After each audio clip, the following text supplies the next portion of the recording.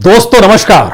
दोस्तों 50 साल पहले पश्चिम बंगाल में नारे लगा करते थे आमार बाड़ी नक्सलबाड़ी, और 50 बरस बाद अब नारे लगने लगे हैं आमार बाड़ी नंदीग्राम।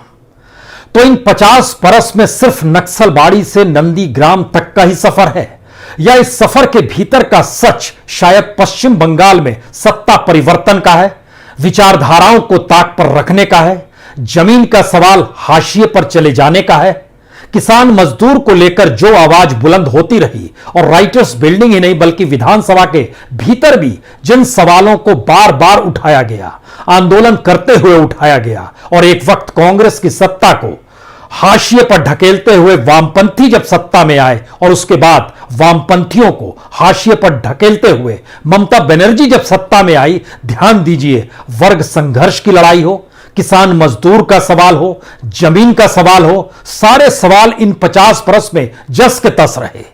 लेकिन यह पहला मौका है 50 बरस के इस राजनीतिक सफर के दौरान जब जिक्र किसान मजदूर से ज्यादा भगवान का हो रहा है, जब जिक्र इस बात का हो रहा है कि किस मंदिर में कहां पर जाकर कौन घंटी बजा रहा है, कौन शंख बजा रहा है, कौन चंडी पाठ कर रहा है, कौन जय श्री राम के नारे लगा रहा है, और इन सब के बीच कौन हिंदू है, कौन मुसलमान है। यह राजनीति का एक ऐसा सफर है जिसे बंगाल ने बहुत बारीकी से न सिर्फ देखा है बल्कि उसमें हिस्सेदारी की है। और शायद राजनीति का ऐसा अनूठा सफर आपको देश के दूसरे किसी भी राज्य में मिलेगा ही नहीं, क्योंकि पश्चिम बंगाल जहन में आते ही आपके जहन में शुरुआत में ही कांग्रेस की वह सत्ता याद आएगी जिसके खिलाफ नक्सलबाड़ी का आंदोलन शुरू हुआ था। नक्सलबाड़ी के आंदोलन की विचारधारा ने समूचे देश को प्रभावित किया था। लेकिन उसके बाद जब जंगल महल यानी सिंगूर से नंदीग्राम और लालगढ़ होते हुए जिस जंगल महल का सवाल आया, उसने पश्चिम बंगाल की सियासत के भीतर ही वामपंथियों को हाशिए पर ढकेल दिया गया। लेकिन यह एक ऐसा सफर है जिस सफर पर आपको चलना चाहिए। बड़ा रोचक सफर है यह, क्योंकि ममता बनर्जी कभी इससे पहले चंडी पाठ सार्वजनिक तौर पर करती हुई दिखाई नहीं दी।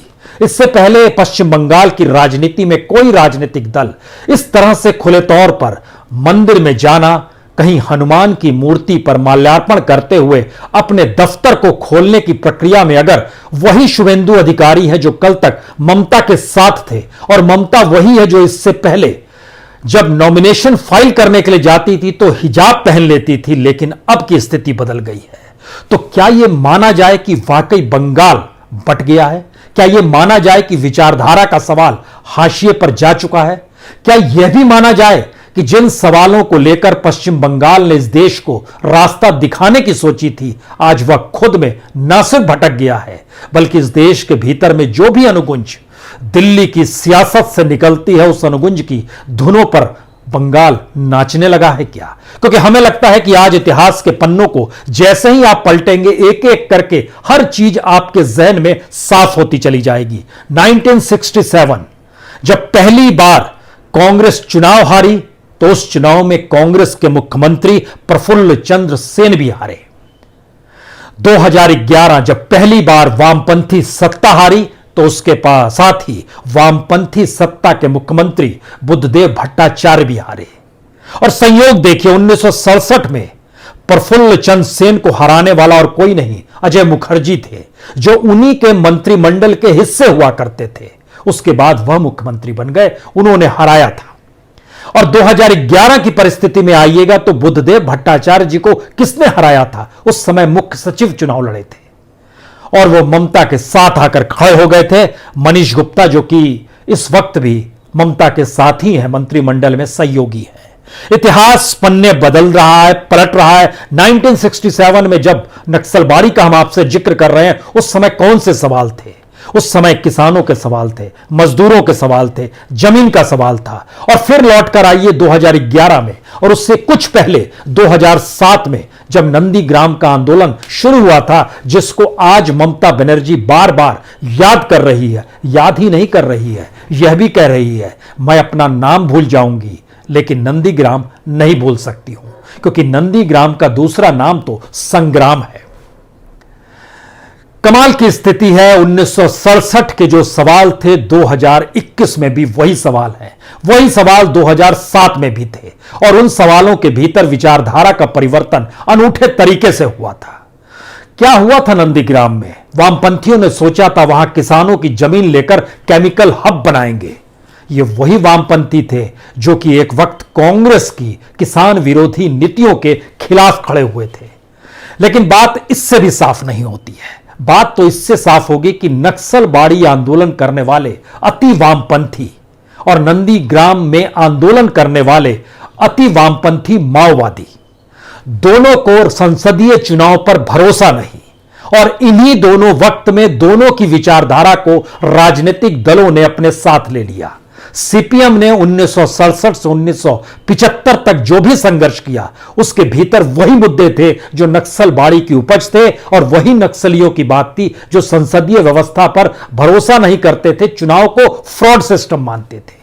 माओवादियों ने भी तो यही कहा था। 2007 नंदीग्राम याद आते ही आपके जहन में एक नाम आएगा, माओवादी किशन जी। कहते हैं ममता बनर्जी उस वक्त माओवादियों के मुद्दों को ही नहीं उनके साथ खड़ी हो गई क्योंकि राजनीतिक सफलता पानी थी। लेकिन इतिहास के पन्नों में कांग्रेस क्यों गुम हो गई? कांग्रेस ने जो चीज नक्सलबाड़ी में की और उसके बाद बंगाल ने जिस तरीके से 1977 में पूरे तरीके से वामपंथियों को पूर्ण बहुमत दिया और ज्योति बसु मुख्यमंत्री बने, उसके बाद से कांग्रेस को कभी भी कोई जगह पश्चिम बंगाल में मिली नहीं। लेकिन फिर इतिहास के पन्नों को आप पलटेंगे तो आपके जहन में एक सवाल ही और आएगा, ममता बनर्जी भी तो कांग्रेस से निकली है, और ममता बनर्जी भी 1997 में कांग्रेस के राष्ट्रीय अधिवेशन में यह कहते हुए बाहर निकली और तृणमूल कांग्रेस बनाई कि दरअसल कांग्रेसी वामपंथियों की बी टीम है, और चमचा तक का शब्द उन्होंने उपयोग किया था कांग्रेस के लिए। स्थिति देखिए अपने आप में बड़ी रोचक हो चली है, क्योंकि नंदीग्राम का इतिहास जब आप पलटना शुरू करेंगे तो यहां पर आजादी के बाद से कांग्रेस की सत्ता 1962 तक रही थी। 1967 में जब नक्सलबाड़ी आंदोलन निकला तो वहां पर पहली बार सीपीआई के कैंडिडेट जीते, और 1967 से लेकर 77 यानी भारत के भीतर में जब जनता पार्टी बनी कांग्रेस के खिलाफ, तो पहला कैंडिडेट जनता पार्टी का नक्सलबाड़ी नंदीग्राम से जीता था। यानी नक्सलबाड़ी की आवाज नंदीग्राम पहुंचते पहुंचते वो जनता पार्टी में तब्दील 1977 में ही हो गई थी। लेकिन फिर वहां पर कम्युनिस्ट ही जीतते रहे, और इस सफर को ब्रेक किया था 96 में कांग्रेस ने। उस वक्त ममता बनर्जी कांग्रेस में ही थी।